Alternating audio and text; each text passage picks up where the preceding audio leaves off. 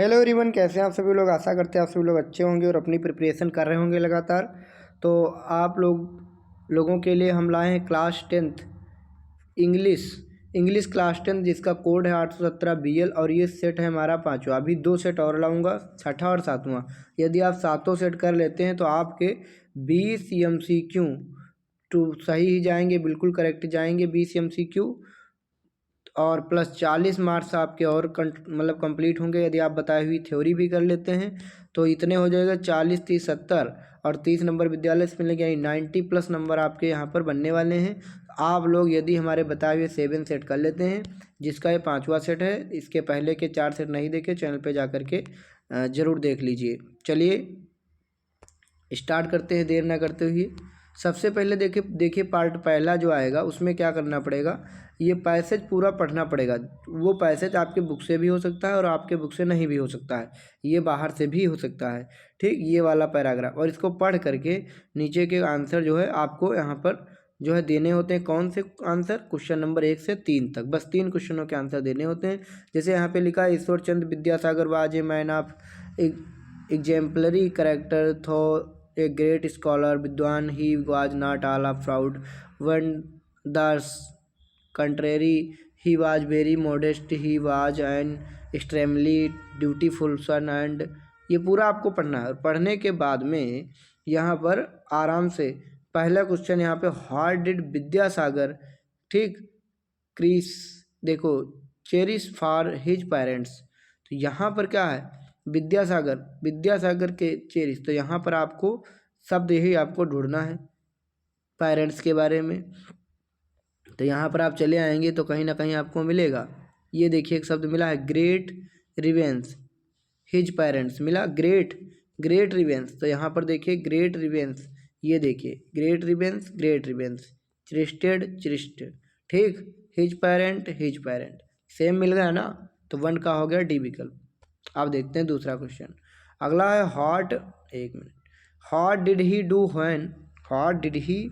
Do when he was refused leave. तो यहाँ पर इसका क्या होने वाला है, शब्द ढूंढिएगा क्या कह रहा है।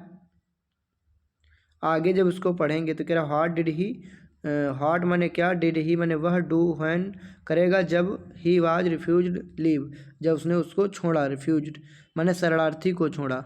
ठीक, तो यहाँ पर आप लोग जब इसको आगे पढ़ेंगे तो आपको मिलेगा यहाँ पे, जब पढ़ते चले जाएंगे, mother his send office for leave. देखो यहाँ पे मिला क्या करे, applied his superior office for leave but was refused है। तो यहीं पे शब्द ये मिल गया रिफ्यूज्ड, और यहीं पर मिल गया है leave. Immediately tendered his registration saying mother's command. तो यहाँ पे फिर आंसर भी देखेंगे, यहाँ पे क्या होगा, टेंडर्ड। देखो टेंडर्ड हिज रजिस्ट्रेशन, आप लोगों को यहाँ पर मिल रहा होगा, एक मिनट, टेंडर्ड हिज रजिस्ट्रेशन मिला। देखो यहाँ पे शब्द को पकड़ो, व्हेन माने जब, वाज रिफ्यूज्ड लीव माने office for leave was refused, तब यहाँ पर क्या हुआ, इमीडिएटली तुरंत, टेंडर्ड हिज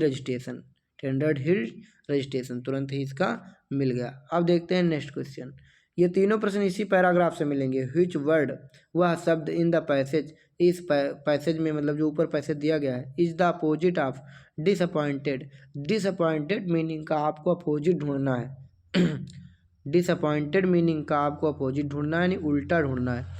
तो यहाँ पर इसी शब्द में, यहीं आपको शब्द मिलेगा इसमें से डिसअपॉइंटेड का, और इसी पैराग्राफ में मिलेगा। अब आप क्या करना है, इन चारों को ध्यान देना है कि इन चारों में से कौन सा शब्द ऊपर आया है। तो यहाँ पर आपको मिल जाएगा इसका राइट आंसर। ठीक, तो इसको आपको देखना है, डिसअपॉइंटेड, इम्प्रेस्ड, ग्रांटेड, अप्लाइड। तो यहाँ पे जो है आपको ढूंढना है इन चारों में से कोई शब्द आपको मिल जाना चाहिए। तो पूरा जब आप पढ़ेंगे, यहाँ पे पढ़ते रहेंगे, यहाँ तक हम लोग आ गए थे, और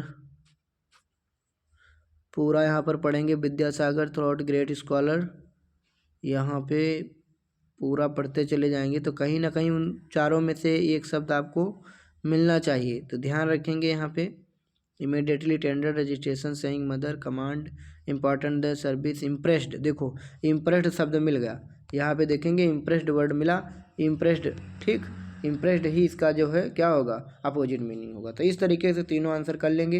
देखो मैं आपको आंसर नहीं तत्काल तुरंत बता रहा हूँ, मैं आपको तरीका बता रहा हूँ कैसे आप करेंगे, कोई भी पैराग्राफ आ जाए। क्वेश्चन नंबर 4 से 8, choose the correct option to answer the following. 4 से 8 तक आपको यहाँ पे अपने अनुसार अपने दिमाग से करना है।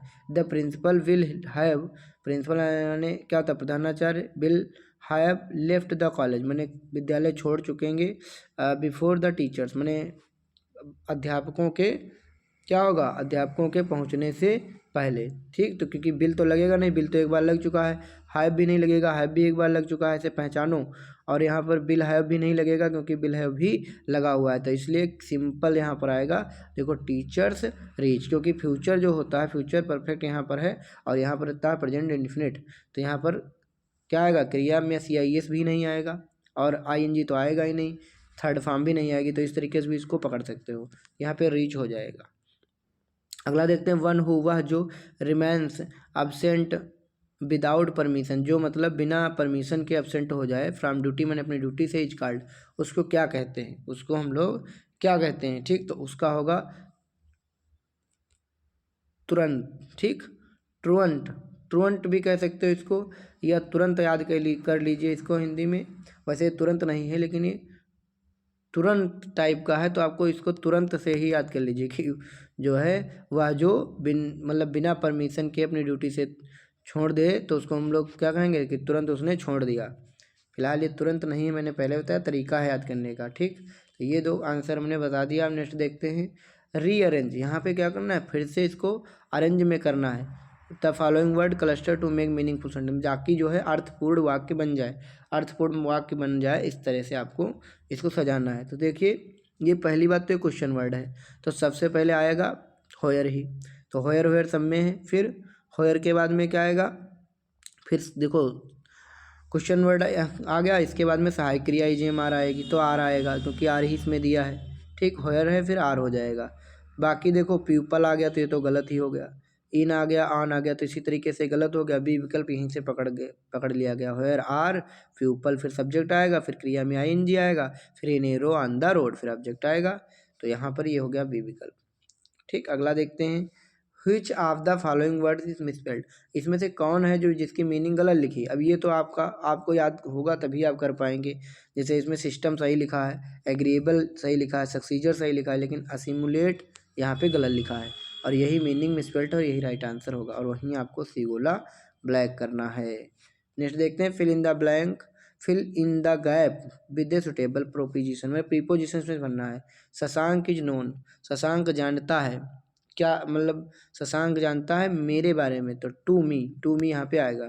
फ्रॉम मी माने मेरे से थोड़े नहीं, मेरे द्वारा भी नहीं, मेरे बारे में भी नहीं, मेरे मतलब मुझे जानता है। Shashank is known to me, Shashank मुझे जानता है, तो टू प्रीपोजिशन यहाँ पे आएगा।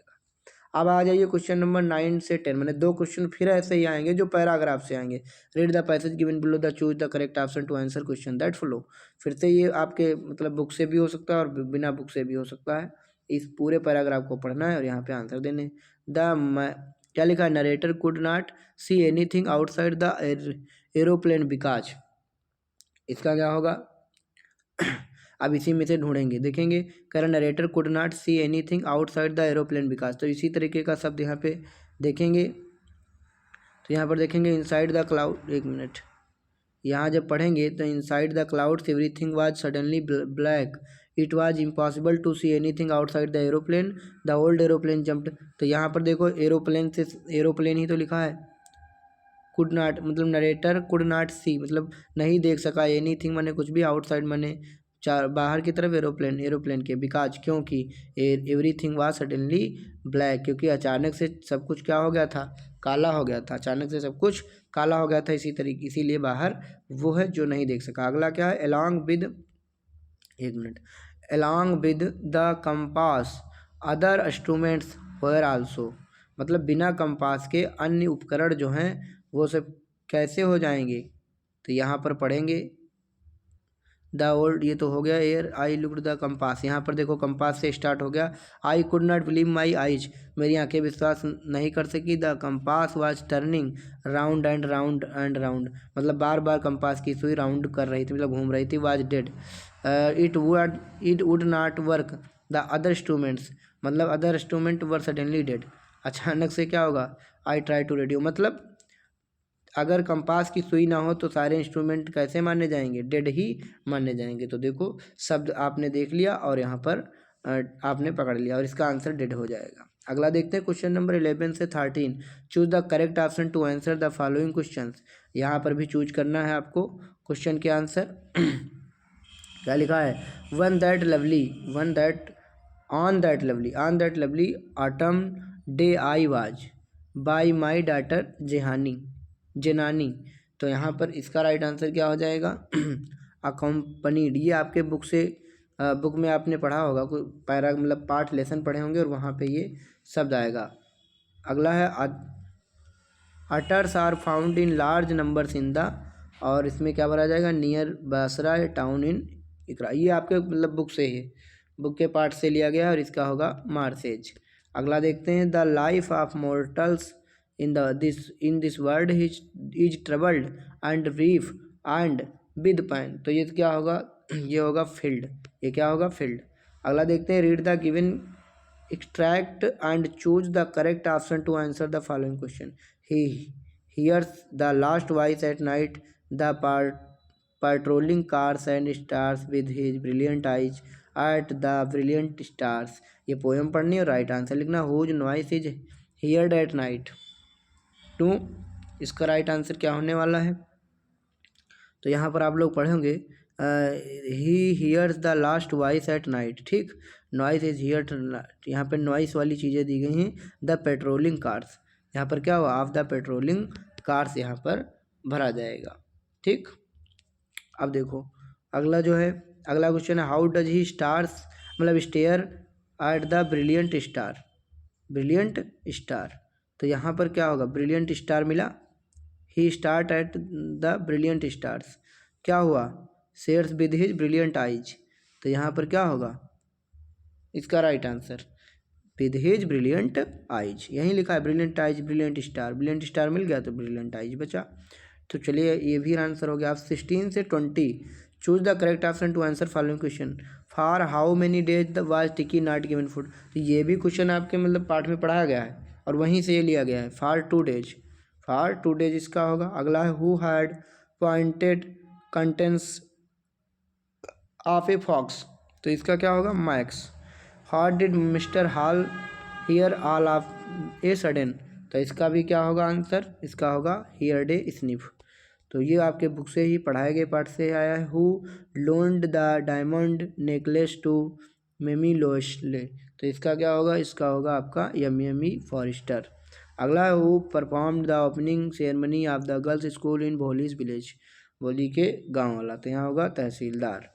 तो इतने आंसर हो गए। अब यहाँ पर ये पैराग्राफ आपका बुक से हो सकता है, अन्य बुक से मतलब बिना बुक से भी हो सकता है, और इसी से छांट के इन चारों के आंसर लिखना। जैसे डज द बिकेम ग्रेट है following other, if not he can became so.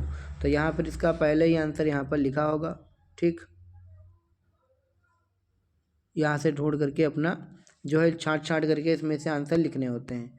Right an letter to friend advice, मतलब अपने मित्र को पत्र लिखना। Take part to cultural activities organize by college, मतलब भारत मतलब कॉलेज में सांस्कृतिक एक्टिविटीज़ करने के लिए आपको पत्र लिखना अपने दोस्त को। Write an application to principal, अगर नहीं लिखते हो तो 6 नंबर यहाँ पे ये प्रधानाचार्य को पत्र लिखना है एक्स्ट्रा क्लास, अंग्रेजी की एक्स्ट्रा क्लास लगवाने के लिए।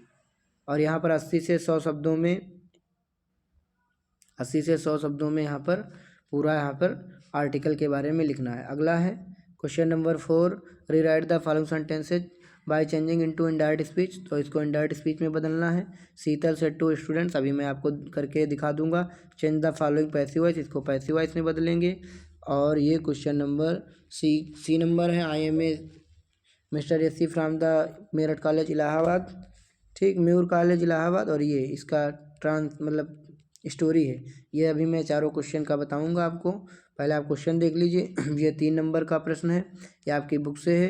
ये या तो ये करिए या तो ये करिए, एक ही करना है आपको 3 नंबर में।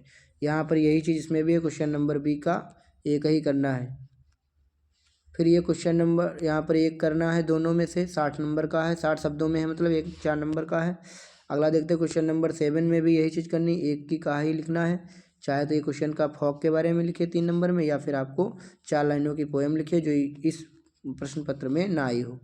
सेंट्रल आइडिया लिखनी, तीनों में से एक की 3 नंबर मिलेंगे। और इसके बाद में 30 से 40 शब्द में यहाँ पर इन दोनों में से एक का 1 लिखा है, एक क्वेश्चन का आंसर लिखना है। और इसमें भी एक ही क्वेश्चन का लिखना है, दोनों में से 60 शब्दों में 4 नंबर का है। अब चलिए क्वेश्चन नंबर 4 आपको करके दिखा देते हैं। अब यहाँ पर देखें क्वेश्चन नंबर 4 का पहला, Sheetla said to his students have you worked hard for the examination. तो इसको इनडायरेक्ट में बदलना है। देखो पहला कैसा इनडायरेक्ट में बदला गया है, पहले लिखता था तो लिखने में आपको समझ नहीं आता। Sheetla asked his student if they had worked hard for the examination, ये होगा इसका राइट आंसर। ठीक, इनडायरेक्ट स्पीच में इसको चेंज कर दिया गया है। नेक्स्ट देखते हैं, change the following into passive voice. Don't make a noise, शोर मत करो, तो इसका क्या होगा, दूसरे का लेट से बना दिया गया है, let not a noise be made. Should से भी बना सकते हो, let not a noise be made. Screenshot ले लीजिए। अगला है पंचुएट करना, IM from the Muir college Allahabad. तो इसको भी इस तरीके लिखा जाएगा पंचुएट करके, मतलब कहाँ पे बड़े अक्षर में लिखना है, कहाँ पे छोटे अक्षर में लिखना है। IMSC from the Muir college Allahabad. तो इस तरीके से इसको हम लोग करेंगे। स्क्रीनशॉट ले लीजिए। अगला देखते हैं क्वेश्चन नंबर डी। पुराने ज़माने में बंदर जंगलों में रहते थे, उसके बाद वह लोगों में भी रहने लगे, धीरे धीरे वे नगरों में आ गए, आज हम बंदरों को हर इलाके में पाते हैं।